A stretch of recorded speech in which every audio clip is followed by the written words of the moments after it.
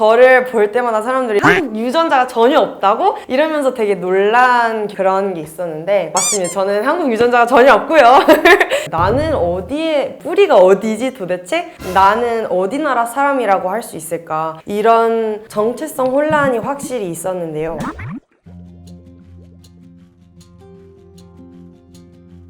네, 안녕하세요. 저는 이제 14년 차 한국에서 생활을 하고 있는 에밀리라고 합니다. 저는 이제 대학교에서 경영학 전공을 하고 있어요. 네. 오늘 제가 폴란드계 미국인인 저희 아버지와 필리핀계 미국인이신 우리 어머니, 이제 저희가 왜 한국에 와서 아직까지 이렇게 오랜 기간 동안 살고 있는지에 대해서 얘기를 하려고 해요. 아버지도 그렇고 이제 어머니도 그렇고 미국에서 태어나신 분들이 아니고 각자의 그 나라에서 미국으로 이민을 가신 분들이에요. 그래서 어떻게 보면은 이민 경력이 좀 있으신 분들이어가지고 되게 해외를 돌아다니는 걸 좋아하기도 하고 되게 다른 문화에 대한 관심이라던가 이런 게 기본적으로 있긴 한 것 같아요, 확실히. 게다가 두 분 다 폴란드랑 필리핀이랑 어떻게 보면 되게 거리가 먼 그런 나라들이 보일 수도 있을 것 같고요. 그래서 저희 가족도 전체적으로 봤을 때 아빠랑 엄마의 나라, 그리고 제가 남동생이 3명 있어요. 저 포함해서 4명인데 저희는 다 이제 미국에서 태어났고요. 그렇게 보면 되게 다문화적인 가족이라고 볼 수 있을 것 같아요. 근데 이런 특징을 가지고 있는 가족이 미국이 아니라 한국으로까지 왔잖아요. 그래서 사실 저를 볼 때마다 사람들이 한국 유전자가 전혀 없다고? 이러면서 되게 놀란 그런 게 있었는데 맞습니다. 저는 한국 유전자가 전혀 없고요.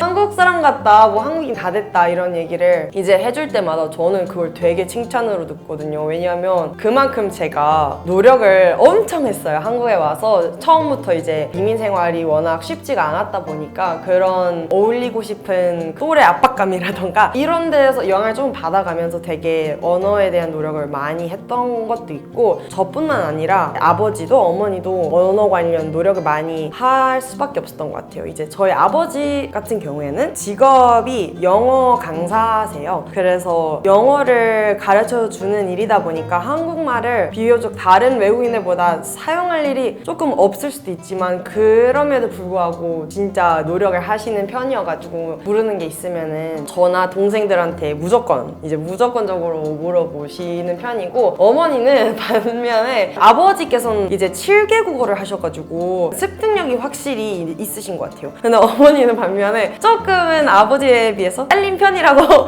보실 수 있을 것 같은데 그래도 노력을 하시기는 하세요. 네. 그럼 가족분들 다 국적이 네. 어떻게 될까요? 오케이. 이제 다 각자 다른데요. 아빠는 폴란드와 미국 이렇게 이중국적을 가지고 계시고 어머니도 필리핀, 미국 이렇게 이중국적을 가지고 계시고요. 나머지 저희 4명의 저랑 남동생 3명은 다 미국 국적으로 일단은 되어 있는데요. 저는 사실 고등학교를 졸업했을 때 비자를 발급을 받아야 되잖아요. 그래서 너무 힘들었던 게 이제 나는 뭐 한국에 계속 남아서 살고 싶은데 국적이 미국으로 되어 있다 보니까 너무 스트레스를 받는 거예요. 그래서 저는 어쨌든 어린 나이 때부터 한국에 있었다 보니까 여기가 더 고향 같기도 하고 더 집 같기도 하니까 여기에 남고자 했던 그런 마인드가 컸던 거죠. 저뿐만 아니라 이제 엄마도 아빠도 그렇고 동생들도 당연히 그렇고 그랬던 것 같아요.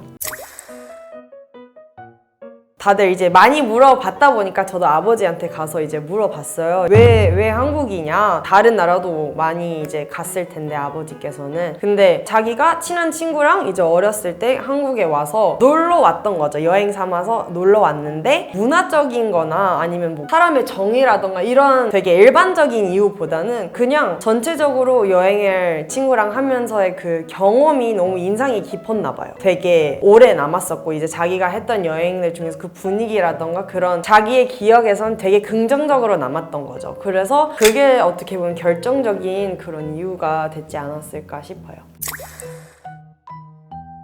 반대를 했다기보다는요, 되게 신기해하죠. 아무래도 그렇게 뭐 저희처럼 이렇게 멀티컬처럴한 그런 이제 가족이 한국에 오면 아무래도 되게 신기해하고 그럴 수밖에 없다고 저는 생각을 합니다.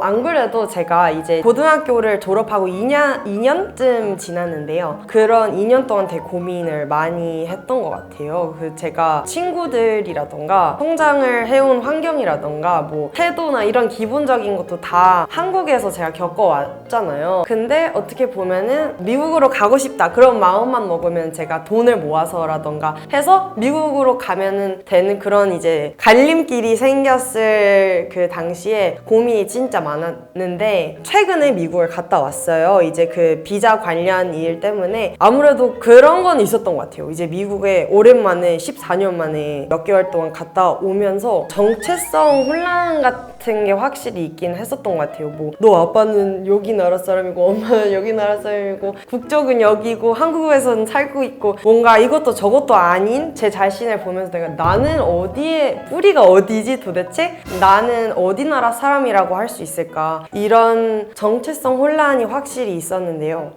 잘 울컥했어. 미국에 다녀오면서 그럴 줄 알았어요. 이제 오랜만에 내가 태어난 미국에 왔는데 여기가 확실히 고향이구나 이럴 줄 알았거든요. 근데 그건 또 아니더라고요. 되게 낯설게 느껴지고 사람들이 미국 사람이냐 물어봤을 때 뭐라고 대답을 해야 될까 이런 게 있었는데, 확실히 미국을 다녀오면서 느꼈던 것 같아요. 역시 나는 고향이 태어난 건 미국이지만 고향은 확실히 한국이구나 이런 생각을 많이 했던 것 같아요. 확실히. 신체적으로 딱 봤었을 때는 그래도 뭔가 약간 기름진 음식이라던가 이런 거는 많으니까 조금 네, 통통하지 않았을까 뭐 약간 이런 외적인 것도 있고, 내적으로 봤을 때는 제 기억으로는 한국에 오면서 뭐 인사 문화가 이제 몸에 밴 것도 있고 공손해진 것 같아요. 전체적으로 봤을 때 그런 얘기도 많이 들어요. 이런 손짓이라던가 말을 설명을 할 때라던가 이런 것도 다 되게 한국인 같다고 얘기를 많이 들었던 게 있어요. 확실히. 그래서 약간 그런 성격 차이도 있었을 수 있겠구나 내가. 확실히 이거 너무 답정너로 들릴 수도 있지만 진짜 배달 문화는 어떤 나라도 이길 수 없다고 저는 생각을 합니다. 확실히. 근데 저희가 그런 건 확실히 있었던 것 같아요. 이제 아무래도 미국은 땅의 그 면적이 굉장히 넓다 보니까 도시면 도시고 이제 시골이면 시골이다, 이게 조금 딱 나뉘어져 있다고 보면 될 것 같은데, 한국에 저희가 가족이랑 지금 가평에서 살고 있어요. 그래서 가평은 어쨌든 되게 시골이잖아요. 시골 라이프를 제가 이제 가족과 함께 즐기고 있는 상황인데 마음만 먹으면은 버스를 타고 20분만 가도 뭐 도시의 그런 식당이라던가 뭐 이런 놀거리도 충분히 즐길 수 있는 그런 장점은 확실히 있는 것 같아요.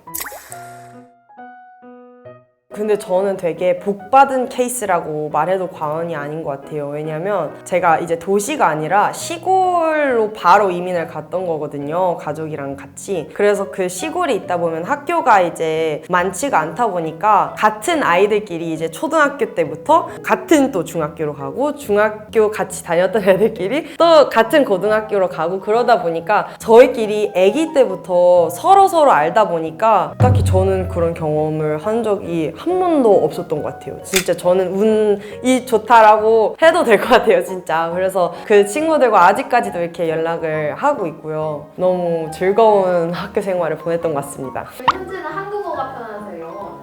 당연히 한국어죠.